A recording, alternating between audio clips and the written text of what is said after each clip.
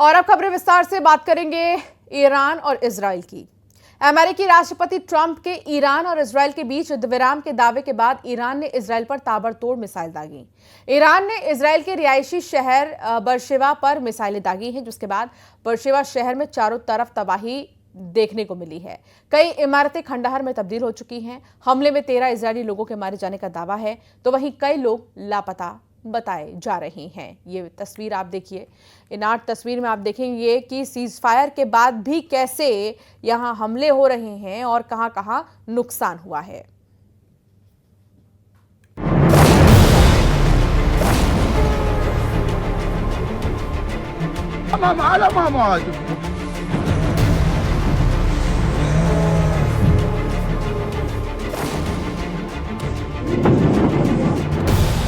जब महायुद्ध की आहट से कांप उठी दुनिया,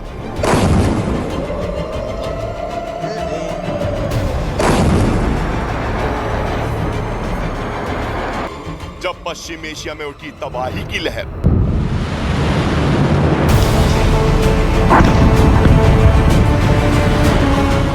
तीन बड़े किरदार, 12 दिन का वॉर।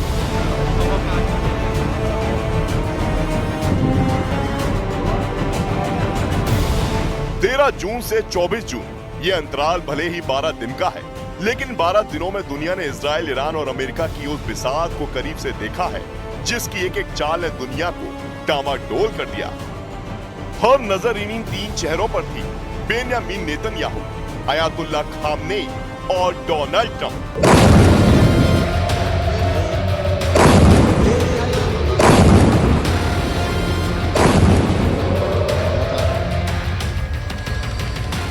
जून 2025, ऑपरेशन राइजिंग लायन का आगाज। टारगेट ईरान की न्यूक्लियर साइट्स और आर्मी बेस।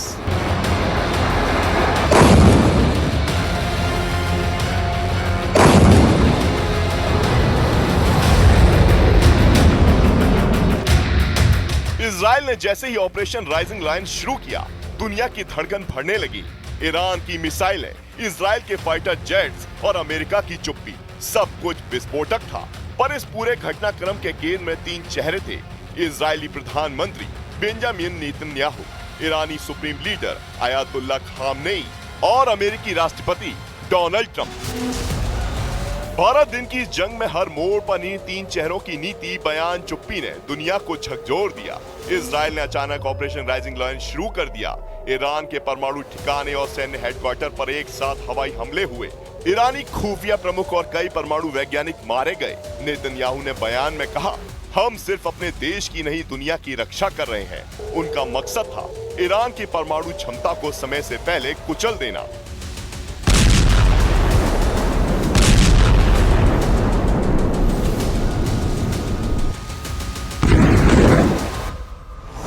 चौदह से 15 जून, ऑपरेशन ट्रू प्रॉमिस 3, खामनेई का पलटवार और चेतावनी।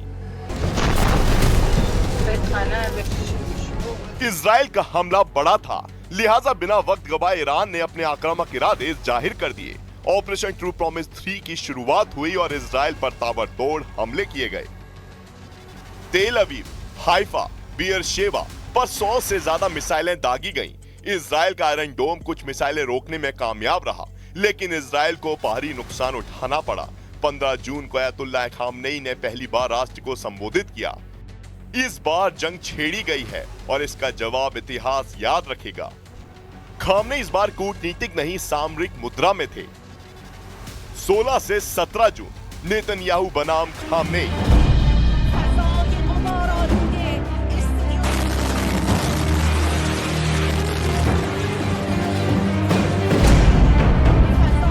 इजराइल ने तेहरान पर सीधा हमला किया। IRIB यानी ईरानी स्टेट टीवी का मुख्य ऑफिस बमबारी में क्षतिग्रस्त हुआ। ईरान ने 2 इजरायली फाइटर जेट गिराने का दावा किया। नेतन्याहू की रणनीति थी खामनेई के सत्ता केंद्रों को घुटनों पर लाना। इस दिन नेतन्याहू और खामनेई के बीच निजी स्तर पर पावर शो शुरू हो चुका था। दोनों तरफ से अपने अपने तरकश के ताकतवर तीरों का इस्तेमाल किया जा रहा था। 18 जून 2025, अमेरिकी राष्ट्रपति डोनाल्ड ट्रंप की एंट्री। पश्चिम एशिया ईरान और इजराइल की इस जंग से धड़क रहा था, लेकिन अमेरिका की खामोशी हर किसी को साल रही थी। इसी बीच 18 जून को अमेरिका के राष्ट्रपति डोनाल्ड ट्रंप ने ट्रुथ सोशल पर लिखा, ये युद्ध एक मूर्खता है, अगर मैं होता तो पहले दिन ही खत्म करवा देता। इस बयान ने अमेरिकी राजनीति में बवाल मचा दिया। व्हाइट हाउस को साफ करना पड़ा कि अमेरिका मध्यस्थ है, न कि युद्धरत पक्ष।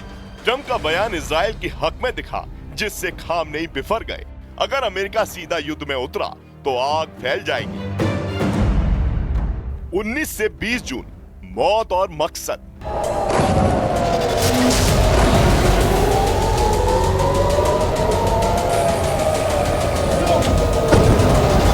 डोनाल्ड ट्रंप के रुख से तिलमिलाए ईरान ने अपने बारूदी कारखाने से मारक हथियारों को निकालना शुरू कर दिया। ईरान ने फतह 1 और सर्जिल जैसी सुपरसोनिक मिसाइलों से इजराइल पर हमला कर दिया। जवाबी कार्रवाई में इजराइल ने ईरान के 6 एयरबेस तबाह कर दिए। 20 जून को नेतन्याहू ने सबसे बड़ा बयान दिया, खामनेई की हत्या के विकल्प का बयान। जंग तभी रुकेगी जब खामनेई नहीं रहेंगे। इजरायली हमलों में ईरानी सेना प्रमुख अली शादमानी और defence staff chief Ghulam Ali Rashid मारे गए। इजराइल का मकसद अब रक्षात्मक नहीं, लीडरशिप टारगेटिंग था।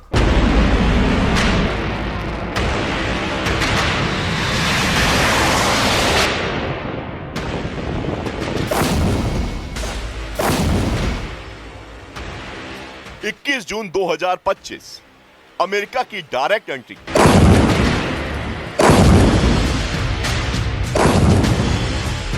लेकिन इस जंग में सबसे बड़ा मोड़ उस वक्त आया जब नेतन्याहू और खामनेई के बीच छिड़ी वर्चस्व की जंग में अमेरिका की डायरेक्ट एंट्री हुई। खामनेई की धमकी के बावजूद अमेरिकी B-2 स्टेल्थ बॉम्बर्स ने फोर्टो नतांज और इस्फहान में ईरान के परमाणु ठिकानों पर हमला किया और दावा किया गया कि ईरान के परमाणु कार्यक्रम को तबाह कर दिया गया। 22 से 23 जून, दहशत का आखिरी अलार्म। ईरान ने इजराइल के सोरोका अस्पताल और स्टॉक एक्सचेंज को टारगेट किया। इजराइल ने जर्द और अराक में मिसाइल हेडक्वार्टर और रिएक्टर पर हमला किया। अमेरिका के उपराष्ट्रपति JD वेंस ने कहा, ईरान का परमाणु कार्यक्रम अब वर्षों पीछे चला गया है। 23 से 24 जून की रात, कतर इराक में अमेरिकी बेस पर ईरान का हमला।